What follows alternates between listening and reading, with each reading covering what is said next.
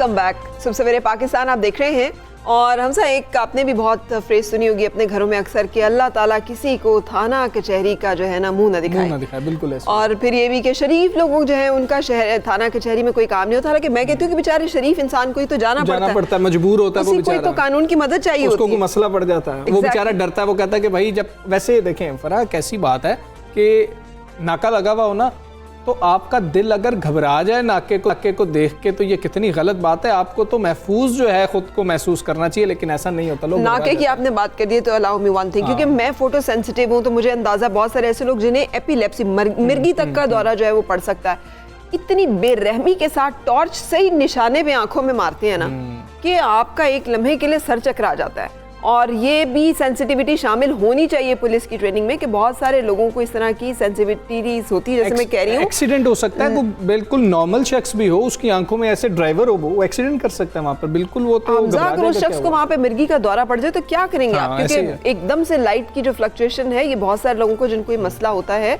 ये देखते हैं ना अचानक दौरा पड़ी है उसकी वजह ही होती है। खैर हम ये बातें क्यों कर रहे हैं, हम इसलिए कर रहे हैं कि बात सुनते हमारी जिंदगियां गुजर गई हैं कि पुलिस कल्चर को तब्दील कर दिया जाएगा। हर हुकूमत इसके नारे लगाती है, लेकिन होता ये है कि जब कुछ वक्त गुजरता है तो हमें पता चलता है ना जमी जुम्बद न जुम्बद गुल मोहम्मद, थाना भी वही है, कल्चर भी वही है, तो अवाम जो है वो इस चक्की में पिसते ही चले जाते हैं। पहले हमें बताया गया कि जी कि कैमराज लगा दिए गए, अब उनको मॉनिटर किया जा रहा है, लेकिन हालात कुछ मुख्तलिफ ना हुए। हकीकत यह है कि जब तक पुलिस के निज़ाम में ऐसी इस्लाहात मुतारिफ नहीं कराई जाएंगी जिनके ज़रिए पुलिस को अवामी खदमत और तहफ़्फ़ुज़ का ज़रिया बनाया जा सके, और जब तक उनको ट्रेन किया जाए, उनको बताया जाए कि जी आपकी ज़िम्मेदारियाँ क्या हैं, उस वक्त तक थाना कल्चर तब्दील नहीं होगा। एथिक्स यकीनन उनको पढ़ाए जाते हैं, लेकिन उसको मॉनिटर करना भी ज़रूरी होगा। अच्छा, वैसे पता है अक्सर जो कुछ वीडियोस पर्सनल उस पर अपलोड होती है ना, उसमें देखिए जी ये बुजुर्ग के कदमों में बैठे हुए हैं, ये टीचर आ गए हैं तो उनके जूते भी सीधे किए जा रहे हैं, लेकिन जब एक्चुअली वो होता है ना कि business is business and cup of T is cup of T, यानी अखलाकियात उस वक्त तक हैं जब तक काम नहीं पड़ता, और जब काम पड़ जाए तो फिर तो जनाब चाय पानी आपने अवाम को क्या पेश करनी है, अवाम से चाय पानी लेने की बात जो है वो शुरू हो जाती है। ये सारी बातें जो हैं ये सब आप लोग घरों में बैठकर भी करते हैं, हम सब जब आपस में बैठकों में जिक्र होता है ऐसा ही होता है, लेकिन अब कुछ कोशिश की जा रही है लाहौर पुलिस की जानिब से, और कोशिश की जा रही है कि किसी तरह से इस कल्चर को तब्दील किया जाए। अच्छी खबर यह है कि CCPO लाहौर गुलाम महमूद डोगर साहब ने शहरियों को थानों में दरपेश मसाइल के खात्मे के लिए रिवायती जो थाना कल्चर जिसका हमने जिक्र किया और जिसको आप भी अच्छी तरह से जानते हैं, बदलने की ठान ली है। बिल्कुल सही। चले हम दुआ करते हैं कि वो अपने इस इरादे में कामयाब हो जाएं और वो तब्दीली जिसके के ख्वाब हम सब ने देख रखे हैं वो हमें देखनी नसीब हो जाए। तो हम इस हवाले से बातचीत करेंगे। हमारे साथ CCPO और गुलाम महमूद डोगर साहब मौजूद हैं। अस्सलाम वालेकुम डोगर साहब, thank you for joining us. फरमाइएगा सर कि क्या थाना कल्चर तब्दील करने के लिए नए अफसरान भर्ती किए जा रहे हैं या पुराने अफसरान को कोई नई तरबियत जो है वो दी जा रही है कि उनके अखलाक और उनके आदात और अतवार जो हैं वो कुछ बेहतर हो जाए? देखिए, थाना कल्चर जो है ना ये तब्दील हो रहा है। नए अफसर हों या पुराने ऑफिसर हों, अगर हमें ये महसूस इसलिए नहीं होता कि हम रोज़ाना की बेसिस के ऊपर थाने के साथ इंटरेक्ट करते हैं। अगर आप बीच में एक पॉज दे के थाने के कल्चर को देखें ना कि आज से 10 साल पहले थाने का क्या कल्चर था और आज क्या है, तो आप इस चीज़ को महसूस करेंगे कि थाने का कल्चर ये इवॉल्व हो रहा है, तेज़ी के साथ इवॉल्व हो रहा है और तब्दील हो रहा है और बेहतरी की तरफ तब्दील हो रहा है। पढ़े लिखे पुलिस फोर्स में नौजवान जो हैं वो भर्ती होके आ रहे हैं, उनका लोगों के साथ डीलिंग करने का तरीक़ाकार बहुत बेहतर है। अभी रिसेंटली हमने ये वाला जो प्रोजेक्ट हमने किया है जिसमें कम्युनिटी गाइड्स हमने हर थाने के ऊपर डिप्लॉय किए हैं, ये वो लोग हैं जिनका हमने एक्चुअली 8000 का पुलिस वालों का पूल हमने बनाया, उसमें से उनका एक सर्वे कंडक्ट किया जिसमें 3 चीज़ें देखी गई कि इनकी इंटेग्रिटी वाइज इनमें से कौन कौन अच्छे लोग हैं, प्रोफेशनलिज्म में कौन कौन अच्छे लोग हैं, कौन कौन लोग हैं जो ह्यूमैनिटी के लिए महसूस करते हैं। तो ये 8000 लोगों का सर्वे हुआ और ये लोग वो थे जो पूरे सर्वे के अंदर ये लोग आइडेंटिफाई हुए कि ये वो लोग हैं जो हमारे क्राइटेरिया के ऊपर पूरे उतरते हैं कि ये इंटेग्रिटी वाइज भी बहुत अच्छे हैं, उसके बाद प्रोफेशनलिज्म भी इनमें है, और तीसरी बात जो थी कि ह्यूमैनिटी के लिए इनके अंदर फीलिंग्स थी। इसको हमने शॉर्टलिस्ट किया, 300 लोग शॉर्टलिस्ट होके आए, उनमें से फिर हमने फाइनली 85 लोग सिलेक्ट किए जो कि फिर बाद में एज अ कम्युनिटी गाइड थानों के ऊपर डिप्लॉय हुए। अब नेचुरल सी बात है कि पुलिस के अंदर ऐसे लोग हैं जो कि थाने कल्चर को जो एक टिपिकल जो एक इम्प्रेशन है थाने कल्चर का उससे डिफरेंट हैं, बेहतर हैं। तो मैं समझता हूँ कि ये कम्युनिटी गाइड्स के आने से के बाद ये काफ़ी फ़र्क पड़ा है कि जब भी कोई साइल थाने पे कोई ज़रूरतमंद जब जाता है तो ये लोग उसको रिसीव करते हैं और उसके साथ बड़े अच्छे बर्ताव के साथ जो भी उसका काम होता है थाने के अंदर वो उसकी हेल्प करते हैं उसको काम को करवाने में। तो मैं समझता हूँ कि थाना कल्चर नेचुरली चेंज हो रहा है और ये एक बेहतर स्टेप है। और इसमें जो नई फोर्स जो भर्ती हो रही है इस वक्त तकरीबन 3000 के करीब रिक्रूट जो हैं वो पुलिस में रिक्रूट हुए हैं। तो उनके जो ट्रेनिंग सेशंस हैं उनके अंदर हम पर्टिकुलरली इस चीज़ के ऊपर फोकस देना चाह रहे हैं और दे रहे हैं कि लोगों के साथ ह्यूमन इंटरेक्शन किस तरह से करना है। ये वेरी इंपॉर्टेंट बात है कि ह्यूमन इंटरेक्शन किस तरह से हो। कोई भी आदमी को विजिटर थाने पे आता है तो उसके साथ किस तरह से डील करना है, किस तरह से बातचीत करनी है, किस तरह से उसको ठीक है। सीसीपी साहब हमें ये भी बता दीजिए कि शहरियों से थाने में अच्छे सलूक के लिए क्या कोई SOPs तरतीब दे दिए गए हैं या आपने कहा इस तरह से हमने अच्छे ऑफिसर्स को जो है वो शॉर्टलिस्ट कर लिया, वो अपने तय जिस तरह उनको बेहतर लगेगा कि कोई शहरी आया है वो किस हालत में आया, परेशान है, उसको पानी देंगे कि ताकि वो रिलैक्स हो जाए, वहाँ पर अपने तय करेगा या फिर कुछ SOPs हैं, कुछ गाइडलाइंस हैं? देखिए ये जब हमने जब ये कम्युनिटी गाइड्स वाला प्रोजेक्ट लॉन्च किया था तो उसके अंदर हमने कुछ पैसे भी मुख्तस किए थे कि जो भी कोई विज़िटर थाने पे आता है तो कम्युनिटी गाइड इसको कम से कम पानी जो है वो ऑफ़र करे। ठीक है। और हमारे रेगुलर सेशंस जो हैं इसको जो आपकी इसको एनहेंस करने के लिए आपकी जो कैपेसिटी है उसको हम रेगुलरली वो कर रहे हैं। कम्युनिटी गाइड्स के भी रेगुलर सेशंस होते हैं, हफ्ते में एक सेशन ज़रूर होता है कि हम तमाम को इकट्ठा करके उनके साथ एक लेक्चर होता है और लेक्चर में उनको बताते हैं, उनसे फीडबैक लेते हैं कि थाने के कल्चर में किस तरह की सिचुएशन है, इम्प्रूव हो रहा है, नहीं हो रहा, किन चीज़ों की ज़रूरत है इसको मोर ज़्यादा इम्प्रूव करने के लिए। इसी तरह से हमारे जो तफ्तीशी अफसर्स हैं उनकी कैपेसिटी बिल्डिंग के लिए रेगुलर कोर्सेज़ होते जा रहे हैं, उनको हम बुलाते हैं, उनका कलेक्टिव उनके साथ बातचीत होती है, हम लेक्चर मंगवाते हैं, मोटिवेशनल लेक्चर भी आते हैं जो इनके साथ मोटिवेशन भी इनकी करते हैं और इनके साथ तरबियत भी होती है कि लोगों के साथ बेसिकली जो हमारा फोकस इस बात के ऊपर है कि ह्यूमन इंटरेक्शन किस तरह से होना चाहिए। आप मुख्तलिफ सेगमेंट ऑफ सोसाइटी के लोग जब थाने पे आते हैं तो उनको किस तरीके से हमने हैंडल करना है। एक बंदा जो बिल्कुल अनपढ़ है उसके साथ कैसे बात करनी है और जो बहुत पढ़ा लिखा आदमी है उसके साथ कैसे इंटरेक्ट करना है। तो ये एक बहुत बड़ा चैलेंज है और इसमें कैपेसिटी बिल्डिंग की भी ज़रूरत होती है जो कि हम रेगुलर बेसिस पे करते हैं। बिल्कुल ठीक है सर। ये बताइएगा, हम बात कर रहे हैं उन लोगों की जो कहीं बेचारा शायद राजनपुर में बैठा हुआ है, जो लिया में बैठा हुआ है, जो भक्कर में बैठा हुआ है, उस थाने में क्या ये 300 जो आपने कम्युनिटी वो वर्कर्स बनाए हैं ये तो वहाँ पे नहीं होंगे, तो जो पुलिस अफसरान हैं उनकी तरबियत के लिए क्या कुछ तय किया गया है कि क्या चीज़ें उसमें शामिल की जाएंगी, उनको कैसे ट्रेन किया जाए कि वो आवाम की खिदमत को अपना शार समझे, ना कि उनको दबाना और रोब दबदबा। क्योंकि हम सब जानते हैं कि ताकतवर आदमी का थाने में जाना कोई मसला नहीं है, मसला उसको दरपेश होता है जो गरीब होता है, जिसको इंसाफ चाहिए होता है और उसका सामना किसी ऐसे शख्स से होता है जो ताकतवर होता है, वहाँ पे इंसाफ उसको मिलना और लेना जो है वो मुश्किल हो जाता है। तो ये तो मैंने आपको ऑलरेडी एक वो ब्रीफ सा मैंने डिस्क्रिप्टिव दिया है कि आपकी कैपेसिटी बिल्डिंग के लिए आपकी ऑन जॉब कंटिन्यूस ट्रेनिंग आपकी चलती रहती है। तो जब आप एक ही ऑफिसर को बार बार एक मैसेज देते हैं तो definitely it basically gets ingrained in their mind, तो वो आपके लाशऊर का हिस्सा जब बन जाता है तो फिर आपका बिहेवियर उसके मुताबिक जो है वो होता है। तो बेसिकली अगेन हम वो कहते हैं ना कि ट्रेनिंग जो है ना उसके बारे में हम कहते हैं कि again and again, train again and again.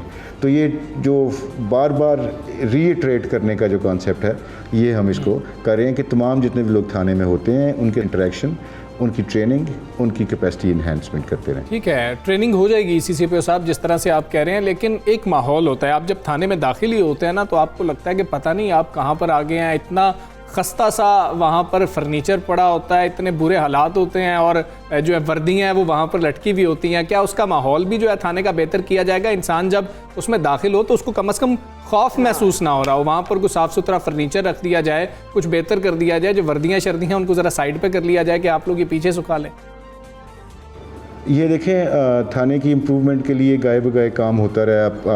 आपको याद होगा कि आज से 20 साल पहले थाने बिल्कुल ऐसे ही होते थे जैसे किसी बिल्कुल भी इस तरह की सूरत हाल नहीं होती थी कि थाने में कोई जाए और उसको बहुत अच्छा महसूस हो। अब आपने देखा होगा कि थाने में सफाइयाँ भी बहुत बेहतर हैं, टाइल्स भी लगे हुए हैं, फ़र्श भी बहुत अच्छे हैं। ख़ास तौर पे ये जो हमारा ड्यूटी अफसर का जो कमरा जहाँ पे बेसिकली लोग जब जाके तो जाते हैं फ्रंट डेस्क के ऊपर, तो वो बेसिकली एयर कंडीशन रूम ही है और उनके अच्छा वहाँ पे माहौल दिया जाता है, वहाँ पे पानी का डिस्पेंसर भी होता है। तो इसको ज़ाहिर है मतलब जैसे टाइम गुजरा है इसमें आ रही है और इंशाल्लाह इम्प्रूवमेंट होती रहेगी। बिल्कुल सही सर। एक औरत की नज़र से अगर आप देखें थाना जाना पहले बहुत सुहाने रूह होता है, अगर कोई खातून चली जाती है तो उसकी फैसिलिटेशन के लिए क्या किया जा रहा है? क्योंकि मैंने ये देखा है कि खातून अगर डोमेस्टिक वायलेंस की शिकायत लेके गई तो उसे कहा कि बीबी ये तो घर का मामला है ना आपके, चल सुलह सफाई कर लीजिए, बजाय इसके कि उसके हरासमेंट के किसी इशू के साथ गई है या खातून किसी भी और क्राइम की रिपोर्ट के लिए गई है, उसकी सेंसिटाइजेशन लोगों में कि उसके मसले को भी तरजीह देनी है, सुनना है। कोई खुसूसी डेस्क कायम किया गया है, ट्रेनिंग में उनको शामिल किया गया है, ये भी बताइएगा क्योंकि हर मसले के लिए अब ख़वातीन बाहर भी निकल रही हैं, काम भी कर रही हैं, तो उनको रुजू भी करना पड़ता है थानों से। जी, थाने पे ऑलरेडी हमारी ख़वातीन लेडी पुलिस जो है वो डिप्लॉयड है। अगर कोई ख़ातून जाती है तो वो डेफिनेटली जो उनके साथ जो ख़ातून के साथ जो उसकी हैंडलिंग होती है, उससे बातचीत, वो उनका अगर तो उसी जेंडर की ही पुलिस ऑफिसर उनके साथ डील करती है।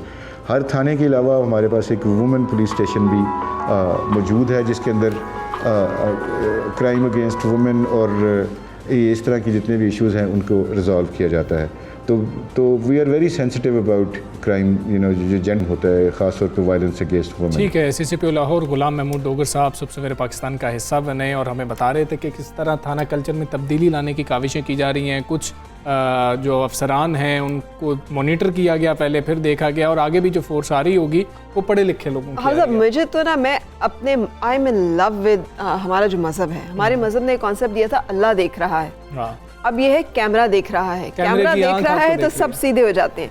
वो जो अल्लाह देख रहा है जहाँ कैमरा नहीं भी देख रहा, जब तक ये नहीं इनग्रेंड होगा ना हमारे अंदर, तो ना हम अपना काम अच्छी तरह से कर सकेंगे, ना हम इंसान अच्छे बनेंगे, ना हम एहसास किसी का कर सकेंगे। हमें एहसास ही नहीं है, हम देखे जा रहे हैं, हमें वो देख रहा है जिसने कि हमें जज करना है, जिसने कि हमारा हिसाब करना है, जिसके कब्ज़ा कुदरत में हर एक चीज़ है। सो हमें ये मॉरल जो अपनी अखलाकी जो कुछ कदरें हैं ना उनको भी बड़ा स्ट्रॉन्ग करने की ज़रूरत है। बिल्कुल ऐसे ही। और इस कैमरे की तो स्टोरेज जो है ना वो कभी ना कभी फुल हो जाती होगी, कभी आप बच भी जाते होंगे।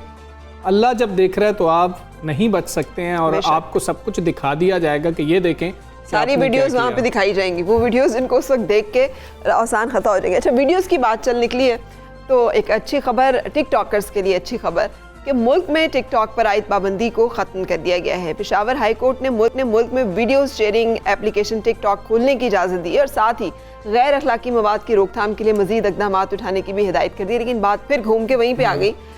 मुझे बड़ी खुशी होती है, हमजा पूछे क्यों किस बात पर? मीडिया को इतनी तनकीद की जाती थी, ये ड्रामे ऐसे बनाते हैं, ये प्रोग्राम ऐसे करते हैं। अब हर एक बंदे के हाथ में एक स्क्रीन है, उस सबका अपना एक चैनल है, उठा के देख लें क्या क्या डाल रहे हैं वहाँ पे, उठा के देख लें किन चीज़ों को रेटिंग मिल रही है। वो भी चैनल्स हैं, वो भी एंकर्स हैं। तो अब समझ आ गई सब लोगों को कि आवे का आवा ही बिगड़ा हुआ है। लोगों के उनके ऊपर तो कोई चेक भी नहीं है, उनको तो कोई नोटिस भी नहीं भेज सकता, उनकी तो रेटिंग भी नहीं है, नहीं सकता। खैर, लेकिन पैसे, अपनी रेटिंग, अपनी शोहरत के चक्कर में हर बंदा जो है वो हर असूल, हर अखलाक, हर कायदे को, आपको अपने बारे में ऐसी बात पता लगती है ना कि वो आपकी जो है ना 7 नस्लों को नहीं पता होती आपके बारे में। खैर, अदालत ने DGPTA से सवाल किया कि DG साहब अब तक क्या एक्शन लिया आपने इस पर। DG साहब ने बताया कि हमने टिकटॉक इंतजामिया के साथ दोबारा इस मसले को उठाया और टिकटॉक ने फोकल पर्सन भी हायर कर दिया और अब ये मामला बेहतर हो जाएगा। Let's hope. Again I am not hopeful. जब तक हमारे घरों में से ये ट्रेनिंग नहीं ना होगी कि बेटे सच बोलना है, बेटे रिस्क और पैसा। माएँ कहा करती थी हमजा कि मेरी कब्र नहीं ख़राब करनी। कितनी माएँ अभी कहती हैं कि हमारा बेटे आखिरत नहीं ख़राब करनी, याद रखना इस चीज़ को। सो हम आते हैं वापस कानून और उसके इम्प्लीकेशन। अच्छा, इसमें एक और भी चीज़ है, गैर अखलाकी जो चीज़ है ना, ये टर्म बड़ी सब्जेक्टिव सी है, किसी के लिए कुछ है इसकी डेफिनेशन और किसी के लिए कुछ है, इसलिए उसका तयन करना भी बहुत मुश्किल काम है। अच्छा, फिर हमजा ठीक है, लेकिन अगर हम एक कोड ऑफ कंडक्ट के मानने वाले हैं तो हम सबको पता है क्या अच्छा है, क्या बुरा है, क्या सही है, क्या गलत है। एक कोड ऑफ कंडक्ट के मानने वाले, एक मजहब के मानने वाले लोगों में तो ये तफरीक नहीं होनी चाहिए ना कि क्या अच्छा है क्या बुरा। जो कह दिया गया अच्छा वही अच्छा, जो कह दिया गया चले। अब स्टेट जो है इसको कैसे रेगुलेट करेगी और टिकटॉक जो है इंतजामिया वो इसको कैसे देख रही होगी। फोकल पर्सन तो उन्होंने हायर कर दिया है इस हवाले से और वजीर science and technology Fawad Chaudhry sahab ने कहा है कि फैसला करने से पहले थोड़ा सा जो है ना बराए मेहरबानी सोच लिया करें। और बिजनेस इंटरेस्ट जो है वो तो जाहिर है बहुत बुरी तरह से इफेक्ट होते हैं जब आप किसी भी ऐसी प्रोडक्ट के ऊपर या किसी भी ऐसी ऐप के ऊपर हाथ डालते हैं। लेकिन इस वक्त हम बातचीत करेंगे कि इसके फ़ायदे, इसके नुकसानात, इसकी रेगुलेशन में क्या क्या चैलेंजेस होंगे। हमारे साथ उज़ैर हसन है जो कि बड़े मारूफ और सोशल मीडिया में अपनी एक पहचान रखते हैं। उज़ैर साहब सोशल मीडिया एक्सपर्ट के हवाले से बताइएगा कि टिकटॉक का बैन ख़त्म होना पाकिस्तानी टिकटॉकर्स के लिए कितना अहम है। और ये जो हम बातचीत अभी कर रहे थे, आप उससे डिसएग्री कर सकते हैं, लेकिन अखलाकियात और गैर अखलाकी चीज़ों को क्या रोका जा सकता है बैन लगा के और बैन उठा के?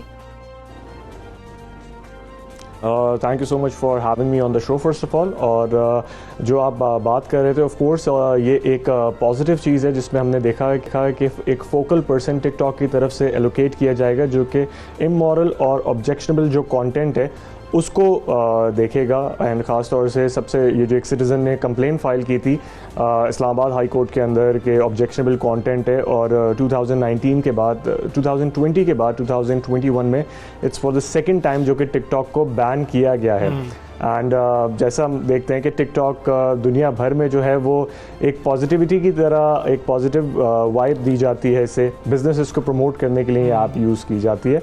लेकिन यहाँ पे जो है ऑफ कोर्स हमने देखा कि lack of opportunities, lack of platforms की वजह से अगर किसी को एक्टर बनना है या किसी को सिंगर बनना है, या अगर कोई जो है किसी फॉर्म में किसी भी आर्ट के फॉर्म को जो है प्रमोट करना चाहता है तो वो इस ऐप के ज़रिए कर रहे हैं, जिसकी वजह से एक तो मॉनिटरिंग नहीं है इस कंटेंट की, जिसकी वजह से हम देखते हैं कि इनडिसेंट कंटेंट जो है ऑफ कोर्स काफ़ी ऐसी मुस्लिम कंट्रीज़ हैं जो इसको पहले ही बैन कर चुकी हैं, लेकिन उनका टेम्परेरी बैन होता है। एंड जैसा आपने बोला कि इस बैन की वजह से जो इकोनॉमिकल ग्रोथ है वो कंट्री काफ़ी इफेक्ट होती है, क्योंकि इस तरह के जो टेक जाइंट्स हैं वो 2 से 3 बार सोचते हैं कि we should really invest in this country, जिसमें कुछ पता नहीं है कि अगर आप आज इन बिजनेस इन्वेस्टमेंट करते हैं बिलियंस ऑफ डॉलर की या मिलियंस ऑफ डॉलर की इवन, और कल विदाउट एनी रीज़न जो है वो ब्लॉक कर दिया जाता है या आपका कंटेंट बंद कर दिया जाता है, तो वो किससे पूछेंगे और किसके पास जाएंगे कि उनकी इन्वेस्टमेंट कहाँ गई। बिल्कुल ठीक। उज़ैर, हम बात कर रहे थे कि ये बड़ी सब्जेक्टिव सी टर्म है, गैर अखलाकी मवाद होना हर शख्स के लिए ये डिफ़र करती है। अगर हम मुख्तलिफ स्टेट्स को देखें तो मुख्तलिफ स्टेट्स अपने मुताबिक रेगुलेट कर रही होती हैं चीज़ों को। जब पाकिस्तान में ये मामलात होते हैं तो इतना शोर क्यों उठता है? क्या होना नहीं चाहिए ऐसा? और हम क्या बैन लगाने के बाद एक फोकल पर्सन के बाद उम्मीद रखें कि ये कुछ बेहतरी आएगी?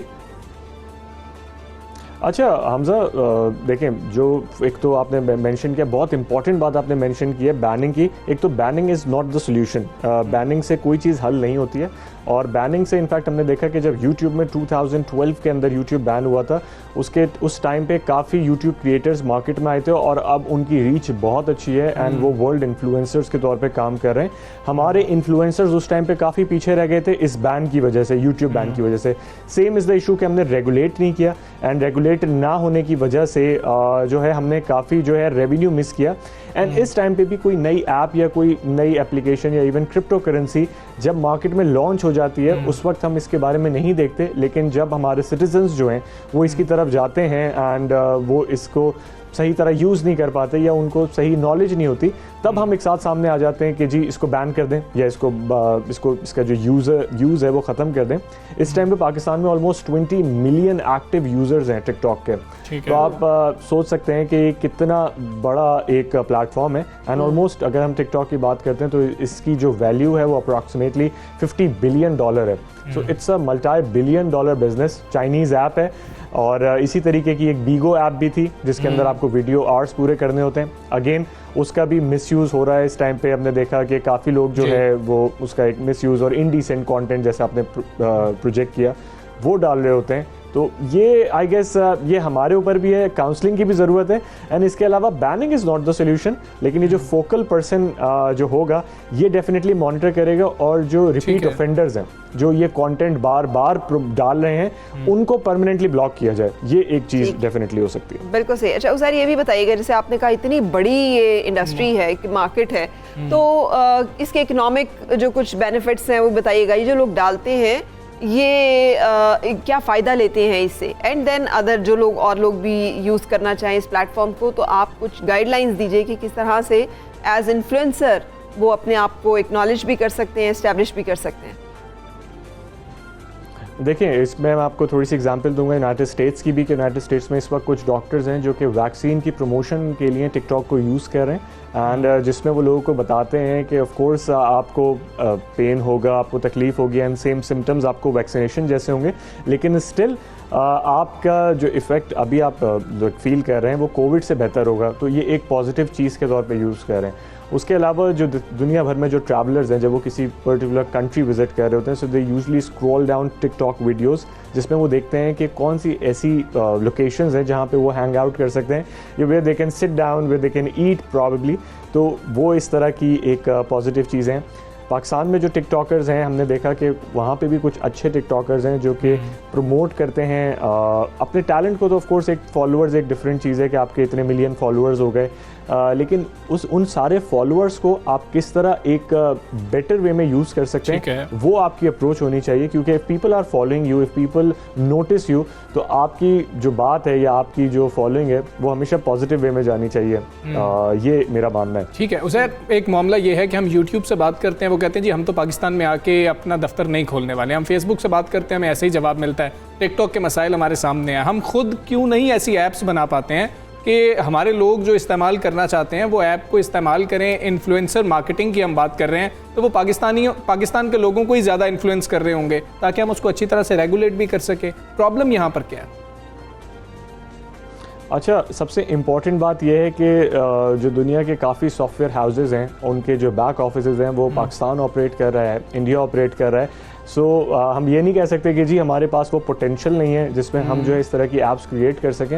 ऑफ कोर्स सारे सॉफ्टवेयर हाउसेस पाकिस्तान में डेवलप्ड हैं एंड अपनी कॉस्ट बचाने के लिए लोग ज़्यादातर पाकिस्तान में जो है अप्रोच करते हैं, या इंडिया में बैंगलोर एक सिटी है जो कि टेक सिटी के नाम से जानी जाती है, तो लोग ऑपरेट कर रहे हैं। लेकिन ऑफ कोर्स सेम जैसा हमने कहा कि किसी भी टाइम पे कोई भी बैनिंग या कोई इस तरह की रेगुलेशन जब नहीं होती है तो जो इन्वेस्टर होता है उसका अमाउंट रिस्क पे होता है। एंड आई गेस कोई भी एक बिजनेसमैन होगा वो अपनी रकम को जो है वो डाउट में नहीं डालेगा, एक हैवी इन्वेस्टमेंट करे और बाद में वो देखे कि यार ये तो बैन हो गई, तो अब मैं क्या करूंगा, मैं रेवेन्यू कैसे वापस जनरेट करूंगा। तो एक ये पॉइंट है। उसके अलावा जब कोई ऐप डेवलप होती है उसकी प्रमोशंस और एक हम देखते हैं कि वो बहुत इंपॉर्टेंट होती है और उसका इम्पैक्ट जो है बहुत ज़्यादा होता है थ्रू आउट। और अब जो इस तरह के कॉन्सेप्ट्स हैं, एक तो इनोवेशन बहुत ज़रूरी है। अब अगर टिकटॉक आ गई है, हमने देखा कि एक पबजी गेमिंग ऐप थी, तो रिसेंटली हमने देखा कि इंडिया ने अपनी एक अलग फौजी ऐप निकाल दी थी जिसका इतना इम्पैक्ट नहीं रहा, क्योंकि जब आप किसी को कॉपी करते हैं तो उसका इम्पैक्ट स्लाइटली आपको उससे रिलेट किया जाता है बार बार। कोई मूवी भी होती है, आप देखते हैं कि यार ये जो मूवी थी इस एक्टर ने अच्छा काम किया था, जो इसका रीमेक बना है आई डोंट थिंक सो कि वो इतना जो है इम्पैक्टफुल होगा। तो innovation is very important, creativity is very important, और जब जिस चीज़ में भी क्रिएटिविटी आएगी, इनोवेशन आएगी, वो डेफिनेटली हिट करेगी। अच्छा उज़ैर, थोड़ा सा जो मैं आपसे बात करना चाह रही, फ्रीडम ऑफ एक्सप्रेशन को बड़ा यूज़ किया जाता है। जब भी इस तरह की कोई बात होती है तो कहते हैं ये तो आप फ्रीडम ऑफ एक्सप्रेशन के ऊपर पाबंदी लगा रहे हैं। अब अपनी कुछ ऐसे इश्यूज़ हैं, आपको भी मालूम है, अकाउंट्स ब्लॉक कर दिए जाते हैं। अगर आप बात करें कश्मीर की, अगर आप बात करें फ़लस्तीन की, अगर आप बात करें हॉलोकास्ट की, अगर आप बहुत सारे और ऐसे इश्यूज़ के बात करना चाहें जो कि उनके नेशनल इंटरेस्ट में या उनके इंटरेस्ट में नहीं है, लेकिन हमारे इंटरेस्ट में जो बातें हैं, हम अगर उसकी बात करें तो वो कहते हैं कि जी ये तो फ्रीडम ऑफ एक्सप्रेशन के तहत इनकी तो आज़ादी होनी चाहिए। सो ये जो एक कॉन्सेप्ट है कि आपने तबाह करना है किसी भी कौम को, तो अखलाकी तौर पे तबाह कर दें। जब वो कौम ही नहीं रहेगी तो किस चीज़ को डिफाइन कर रहे हैं फिर आप? सो इन जो हमारी नज़रियाती या मॉरल जो सरहदें हैं कुछ, उनका सेफ गार्ड के लिए व्हाट विल यू सजेस्ट कि हम इन सोशल मीडिया प्लेटफॉर्म्स को यूज़ भी करें, हम इनकी मार्केट, इनकी जो आजकल डिजिटल इकॉनमी है इससे फ़ायदा भी उठाएं, लेकिन हम इन साजिशों और इन चीज़ों से भी बच पाएँ?